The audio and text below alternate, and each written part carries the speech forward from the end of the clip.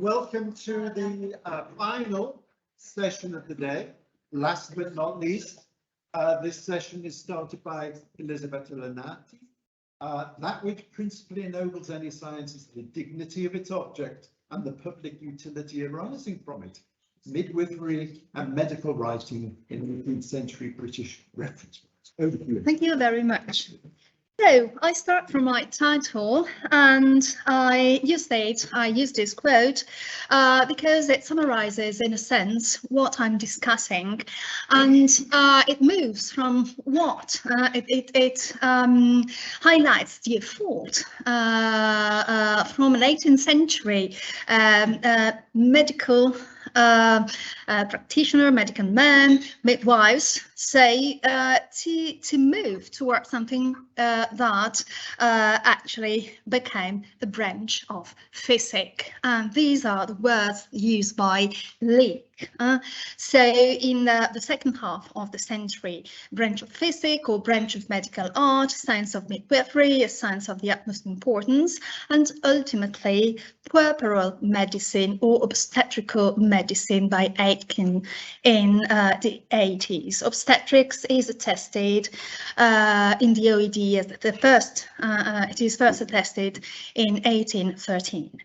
So I considered a period moving from 1701 to 1800s, and as my interest, particular interest of research, and because it is a turning point in midwifery, but also starting from the most relevant changes in the last decades of the 17th century and moving to the 19th century, which is particularly highlighting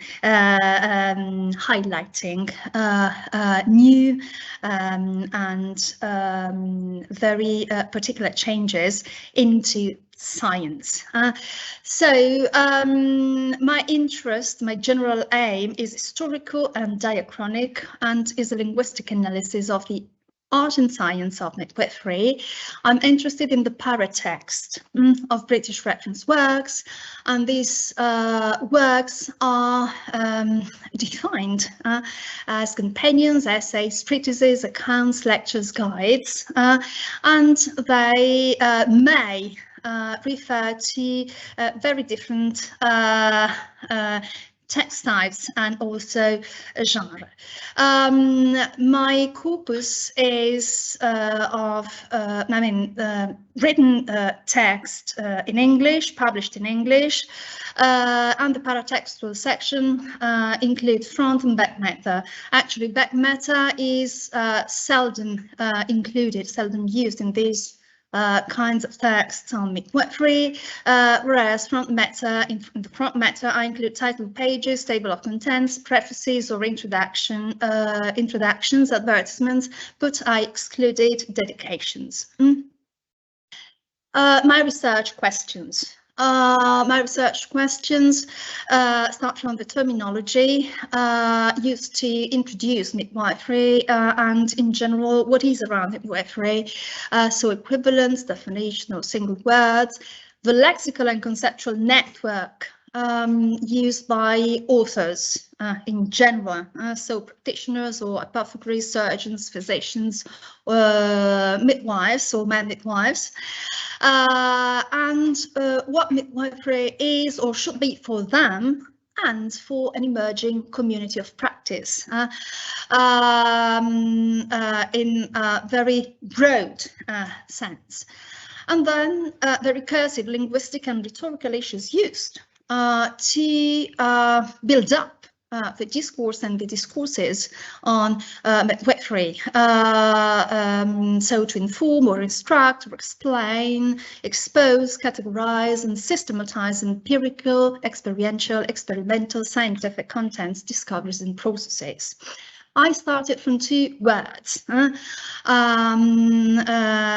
the starting point and the core of the research, midwifery and midwife or midwives, so with variants.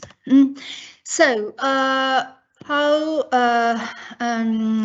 did I select my primary sources? I used 18th century collection online, and my search terms were midwifery and variants and midwife variants in the title pages.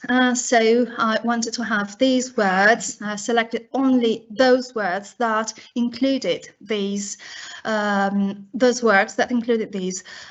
words. And the second key point is that midwifery as an art or a branch of medicine is at the core of these threatened works, so no collections of other medical events or diseases or whatever, or processes or procedures.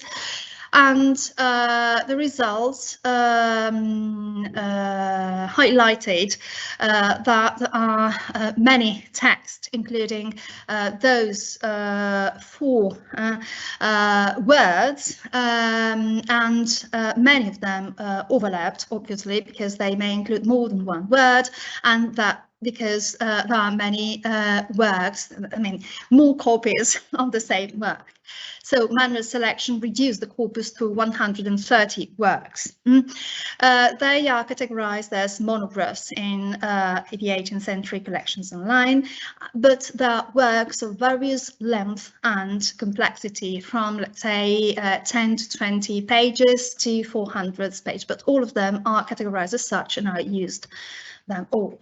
These are secondary sources. I skipped them, but some of my secondary sources are here present. There are works on midwifery, works in paratext and genre and different topics, medical writing in general, and social history of medicine and midwifery. As regards the methodology, of these 130 works, I just selected 74 works for this present discussion. I only selected first editions of these texts, and when the first editions were not included in the database, I used later editions. Some authors are more prolific. I mean, some authors are included only with one work. Some authors are more prolific, and I used all the works of these more prolific authors if they are different one from the other, if they are different works, and they are distributed throughout the century, with a particular and basically increasing trend in the second half of the century, and in particular in the 80s. So these 74 works. The paratext was analysed first as degli. I used a concordancer just to have a general picture, a general idea of the distribution and the use in context of the words under scrutiny, but the approach is essentially qualitative. So I read so the prefatory, the front matter and back matter of all these texts. And since I have no time at all, data, findings, examples, extracts are definitely huge, I will concentrate my attention on midwifery and title pages. So first, the use of midwifery, and then title pages, so their structure and their role. So first, midwifery. I used Kong, and I selected 3 work clusters on the right, sorted by frequency, but I'm not particularly interested in quantitative data. So what emerged is that series, this list of 40 clusters that highlights very different aspects. So they focus, for example, example, on the status of midwifery, so as art, science, or let's say principle or practice or system, or they focus on qualifications such as teacher, professor, licensed lecturer, or for example, clusters such as improved midwifery or genre compendium, or let's say other lectures genre again. So I focused on what you see in red, so practice and art, which are the first two clusters that emerge, and I also selected, I mean, the other side of the coin, science and principles, so highlighting a different outlook on midwifery. And then I selected teacher, professor, licentiate and lecturer, so highlighting instead qualifications that are found in that may be found in title pages, sometimes in front matter in general. So to sum up, these 74, the use of midwifery in these 74 texts, these clusters refer to approach, for example, the practice or cases, but also principles or operations, the status of midwifery, art, system, science or theory, genre, treatise, lectures or compendium, for example, and qualifications. So teacher, professor, licentiate, operator, students, etc. Some have a kind of mixed function, a complementary nature. So if you use cases, you expect that something is more practical. If you use principles, you expect that something may be more theoretical, the approach. So it's more, and you also expect certain, so they distinguish themselves because they have certain characteristics. So for example, the name of in cases and observations, so the name of the people, the actors in it, or certain other features. So I consider them mixed function. Some of these clusters are essentially used in title pages. Others are used in prefatory and introductory paratext, art of, for example. Some are more frequent in the second half of the century, and then some are evenly distributed over time. With evenly, I mean in relation to the distribution of text throughout the century, which is not the same per decades. It's just the picture of it.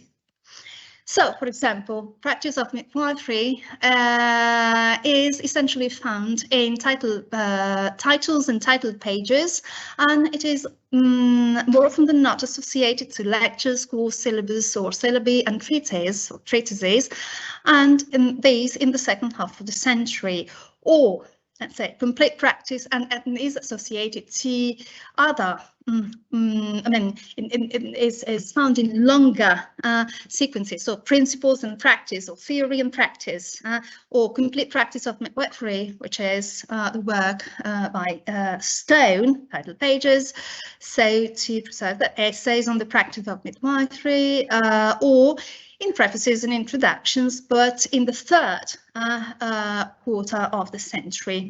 The science and the practice of midwifery, instruments in the practice of midwifery to improve, improving, etc. The other three clusters instead are essentially used in other fronts, in other sections of these paratextual front meta, so prefaces or introductions, prefaces and introductions again. In the case of principles, principles of midwifery is the title of Aitken's work, and Aitken introduces all puerperal medicine, so the equivalent, we are at the end of the century, and so the principles and something which is belong to the medical science, to medicine. As regards instead qualifications, they are found in title pages, and so we have teacher, professor, licensed lecturer. The distribution is different. They are essentially used in the second half of the century, and lecturer in particular in the 80s. So the expansion of lecturing on midwifery. We can also find they are placed at the bottom of title pages, and we can also find and midwife or midwife or midwife as qualifications. Always in title pages. Now move to title pages. So these are general results. And selected samples and discussion again on these 74 works. So midwifery is the general topic, obviously, and it is more often not emphasized typographically, textually, and discursively.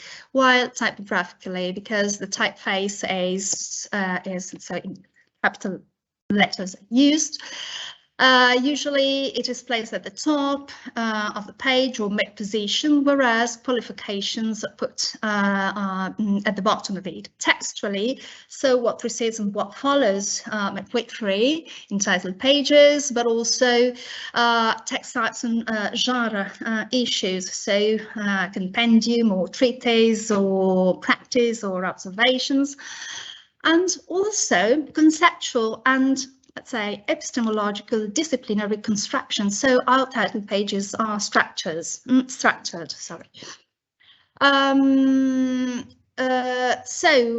It may be surrounded by a variety of expressions and multi-word expressions and paragraphs, which map or introduce or systematize or categorize and connect further details and contents. So there's differences or similarities, the lexical choices, then the textual complexity of the title page may depend on different issues. So the timeline, text type, genre, aim, perspective, function, target readers and users, qualification, also not considered, because it's, let's say, another story, the role and the function of printers and publishers at the time, and the combination of all that. So I have a series of examples here. So taking these from the first half of the century, start with Mowbray and then Douglas and Burton. So we have this midwifery at the top of it, midwifery brought to perfection by manual operation, illustrated in the lecture, or short account of the state of midwifery, or an essay where the complete new system of midwifery, theoretical and practical here.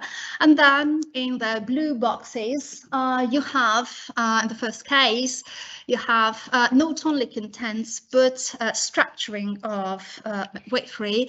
And Mowbray introduces in the third section the art of midwifery, and in the fourth section is that science, it is useful science. So again, this balance between these two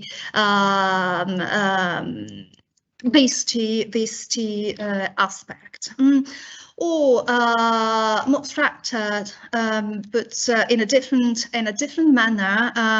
The second paragraph in Douglas, so an effectual method, so something which is not just practical, to enable the midwomen to perform their office in all cases, and something which is also kind of advertising, ease, speed, and safety, present also. Okay, also present in the essay of midwifery here.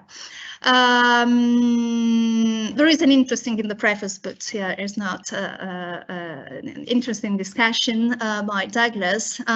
He uses midwomen because, in his opinion,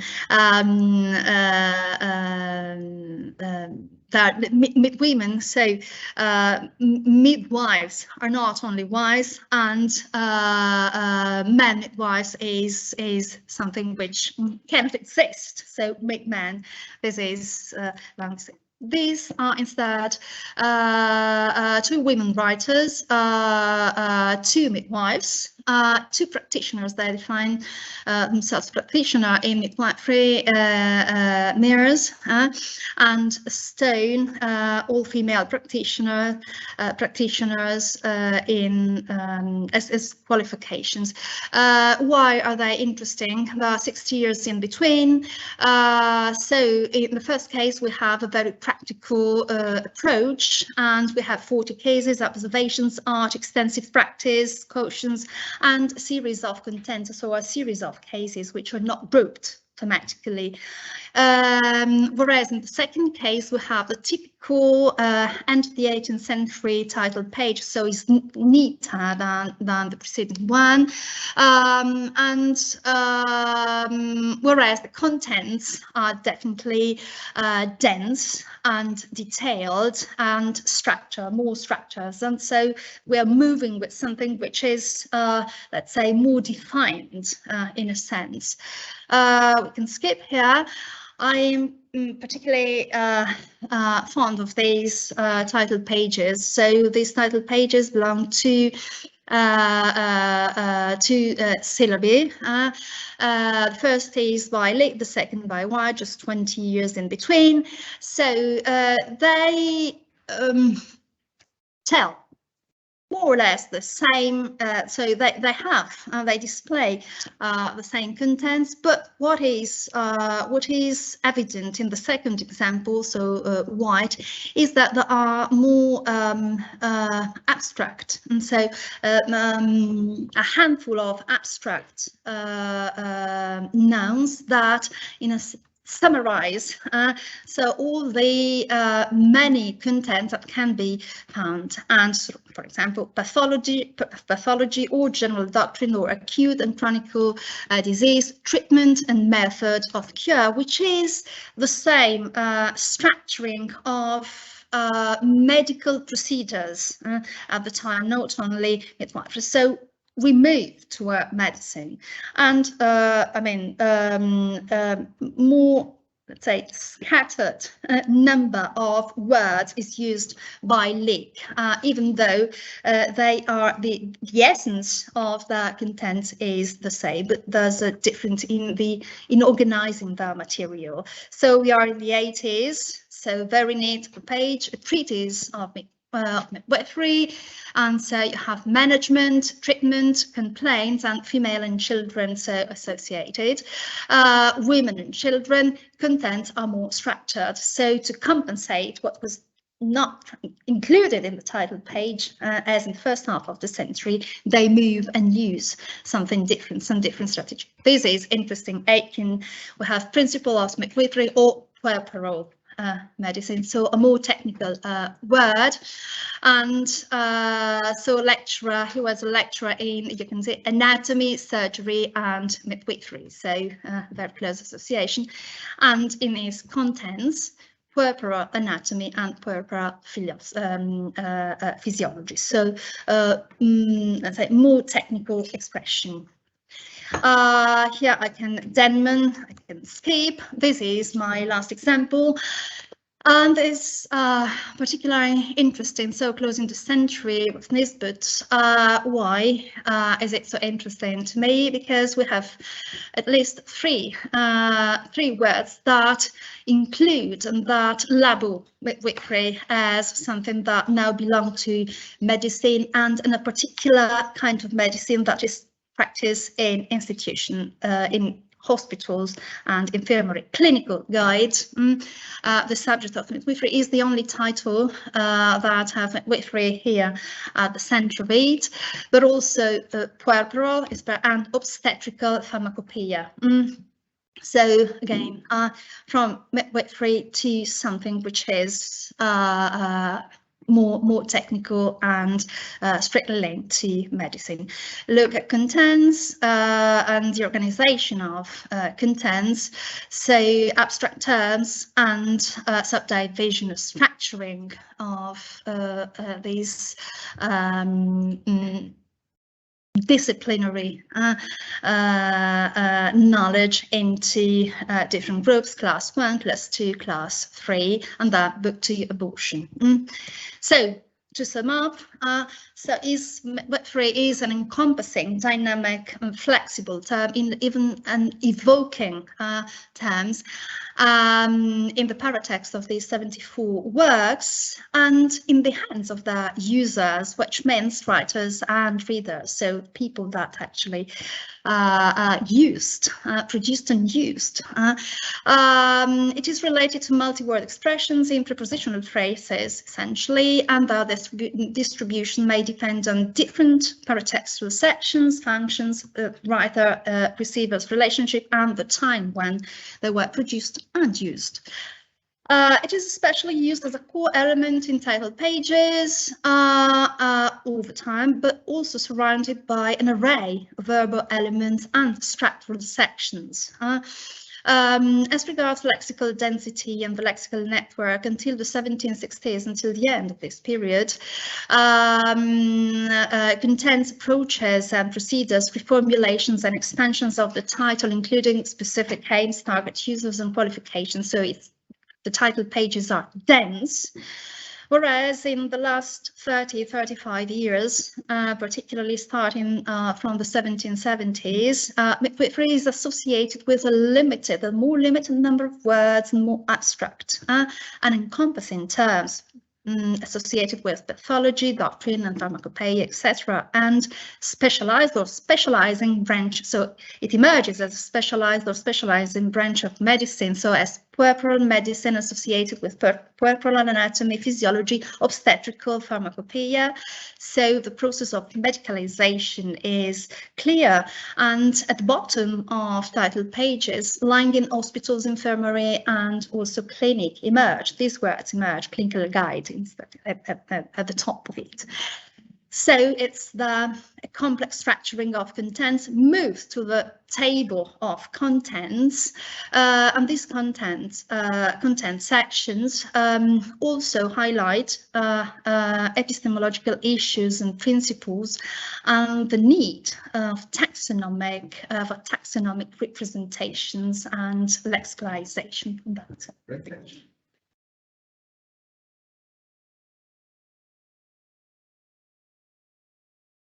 Okay, we now have time for a question. Let me just say, I think it's really interesting that you focused on titles. I think they're really good to focus on. I think, you know, setting the horizon of expectations is a phrase that springs to mind. And it does it here, I think, in two ways, both in terms of the contents of the book, that's straightforward. But also, of course, if you're going to do that, you want to certainly, you've got a social actor on the front cover, ensure that you describe the social actor. So it also strikes me potentially that what you've seen there across the centuries is people becoming familiar with the term, so you get less of that lexical density network because they're doing less of the describing what a midwife is. And as it's an accepted term later on, they can do different things because the expectation of mentioning midwife suddenly changes because it's becoming part of the lexis. That seems to be what you're saying to me. Yes, so it's so flexible, both terms. I mean, they are so flexible. In general term, it was so present. It's a, let's say, a social term. Everybody knew who practiced midwifery, midwives, and it was common practice, and midwifery as well. It's a common term, so everybody can understand and use it in relation to what she or he knew. But also this moves towards or is replaced or associated to more technical terms and to certain specific procedures or definitions. I couldn't discuss definitions that are typically included in introductory sections or prefaces, and even as the very starting point of the body of these works. And there authors tend to define and tend to refine this midwifery, but this moves midwifery as something that belong to a certain more restricted community. So to something that is. Thank you very much. So, Thank you. Thank you.